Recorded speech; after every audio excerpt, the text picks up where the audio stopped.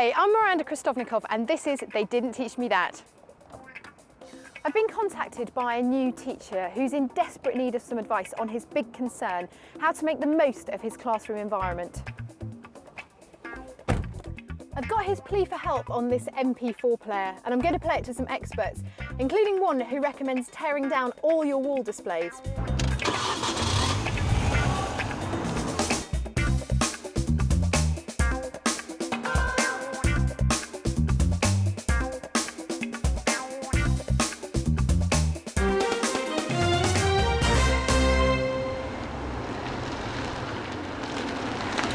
I'm on my way to meet my first expert, but in the meantime, take a look at the message I received. Hi, my name's Jamie Parker and I'm working at Newbury Park Primary School in London. I've been working here now for 2 terms and I'd like to have some advice on classroom management and organisation. I've received quite a lot of contrasting opinions about what to actually do with displays. Some people say that we should actually have minimal displays on the wall, while others are saying that we should have lots of individual displays representing all the different curriculum areas that you're actually covering. I have a question regarding a specific situation in the classroom, and it's in the literacy hour. I differentiate for 5 levels of ability, and it's actually ended up that I've got 6 of the liveliest boys in the class sat on the same table. Now, their ability dictates that they should actually be at that table, however they do distract each other and they can cause the general noise level in the class to rise. I was hoping if anybody had any specific strategies or classroom management suggestions that could help me with that. So the main issues are seating arrangements and wall displays, topics my first expert has had plenty of experience of.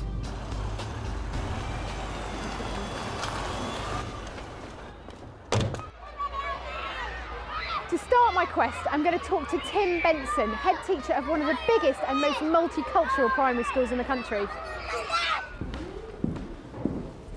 Well, Miranda, I'd like to show you this room because this room illustrates how the teacher has got the children to make up the displays and mount the displays themselves, so it's all the children's own work. So, first things first, our teacher Jamie has got some problems in the classroom. He's grouped the pupils in order of ability, but he's got a group of disruptive boys who are disrupting the rest of the classroom as well. What options has he got? Well, I think you've got to be flexible with your approach to grouping because what works for one particular subject might not work for another. And if you're getting just ability groups, you're likely to put strong personalities together, for example, and that can produce the sort of friction that Jamie's talking about. So maybe a flexible grouping, maybe for literacy or numeracy or for topic work, they might use a different setup. Another thing to try and do is to allow the shyer children to sit next to the more vocal children because that helps with their language development. That's a good technique to try. Looking at what's on the walls, is it a matter of personal choice from the teacher about what they put on the walls and whether it's sort of a minimalist look or a busy look? Well, often there's a school policy and head teachers will discuss with their staff which is the best for their school. But a lot of schools take a fairly flexible approach in that not one style suits every child or every teacher. So in this school, for example, you'll see a variety of styles used from very busy to a more minimalist approach, and sometimes a combination of the two in the classroom. In this school we have a lot of children who are learning English as a second or third language. Often the stimulation that a busy classroom like this can give to them is very helpful in them learning English. And what about resources? What resources are available to teachers to produce displays like this? The best resource is teachers talking to teachers, and that's why we go to the Teachers' Centre, that's why we go on courses, and that's why we visit other schools so that we can steal ideas from our colleagues. But there are resources. There is lots of educational literature, magazines, papers available, Times Educational Supplement, which gives lots of opportunities and ideas and suggestions for good displays. Brilliant, thanks very much, Tim. I think you've answered just about all my questions. And what a great classroom environment as well. Well, thanks for coming to see us. Well, Tim's advice seemed pretty sound to me, but for my next meeting, I'm on my way up north to a school that's been working with the prestigious Design Council to completely re-evaluate the design of their classrooms. Better get a move on.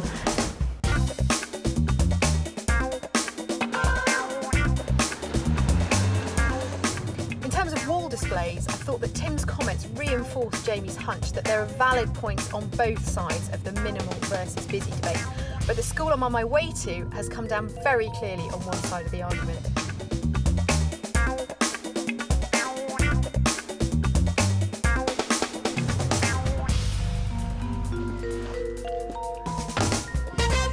there. Hi. David? I'm David, yeah. And Sean? I'm Sean from the Design We Council. spoke on the phone, didn't we? Yes, we did. Yes. Great. Nice to meet you. Excellent. Nice to meet you both. Now, what I wanted to focus on is this campaign that the Design Council have launched called The Learning Environment, with reference to our teacher, Jamie. Now, what sort of ideas can you give him for the design of his classroom? Yes, well, the first thing to remember is that 80-something% of everything in a classroom can actually be physically moved or replaced. So there's an awful lot of opportunity there to do things differently. One of the things that designers do is they ask what appear to be quite naive questions, but they're quite fundamental ones. And I remember a time when we were together and I asked you, just why do you have all this display material on the walls? Because there is nothing on the walls here. There's no artwork, there's no student material or anything like that. Now, why have you taken that down? I think we're fairly typical of any school, Ofsted-led, and we were highly of the opinion that we needed attractive, bright environments containing lots of pupils' work to provide stimulating environments that children can learn in. When we got involved in the project, our focus was how we can use the environment to improve concentration. So one of the first things we did was ask students, what distracts you? What is distracting? And we were amazed to find out that one of the major distractions in classrooms was displays. Right, so actually less is more at the end of the day, because Yes. this feels very minimalistic. Well, the response from the students is that it's calm, it looks ordered, it's an environment which helps them to be ordered themselves and focuses them. And if there is anything that needs to be displayed that's appropriate to that particular lesson, then as soon as you put it up on the walls, it's immediately noticed. What's really interesting about your school is that you've been working with the students to identify a better way of teaching. And so the classroom might look like this at the end of a summer term. And then because of suggestions that are made over the summer, over the holidays, you can improve it. The children come back, they see that they've been part of that process and can feel a bit more ownership of school. And the very fact that children are consulted often leads to all sorts of goodwill, great suggestions. The them and us culture gets dissolved. One of the main impacts was that the effect on the teacher. That in teacher training it's very easy to fall into the trap of you are put into a box with a class and you deliver your lesson in that box regardless of what the box is.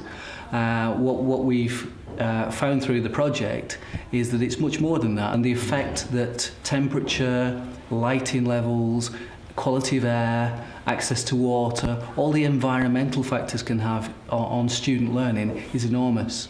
So the mere fact that teachers are taking control of their own environment and using that as another tool to aid learning has been enormous in its impact. Great, that's really good food for thought and very useful stuff for me to feed back to my teacher, Jamie. So thanks a lot. See you then. It's been a pleasure. Well, it was definitely worth a visit here to Alder Grange, but I do feel like I'm getting conflicting answers to Jamie's questions about displays.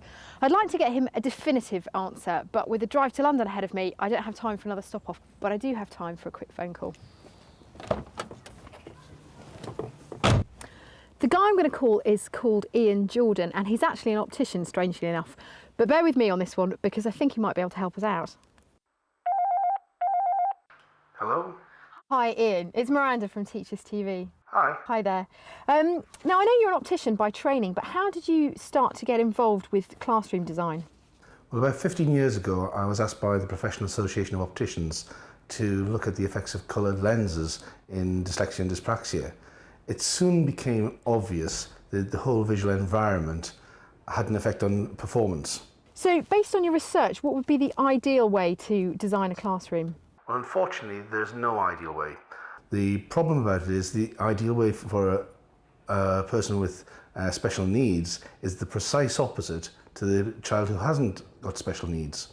For instance, a child without special needs will want as much visual stimulus as possible. The child with special needs will often want as little visual stimulus as possible. Now, is there any general advice that it's possible for you to give?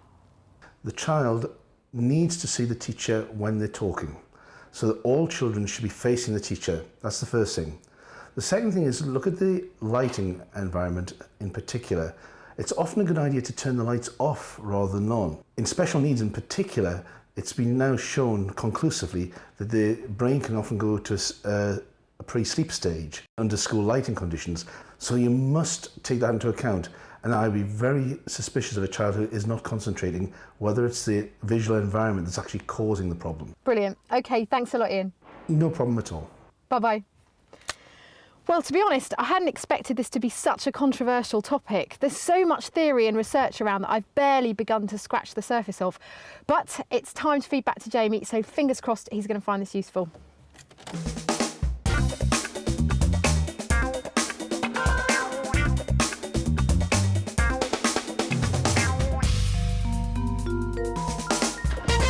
Well, I'm here at Newbury Park School. I've got all the interviews stored on this, and with a bit of luck, Jamie should be waiting for me inside.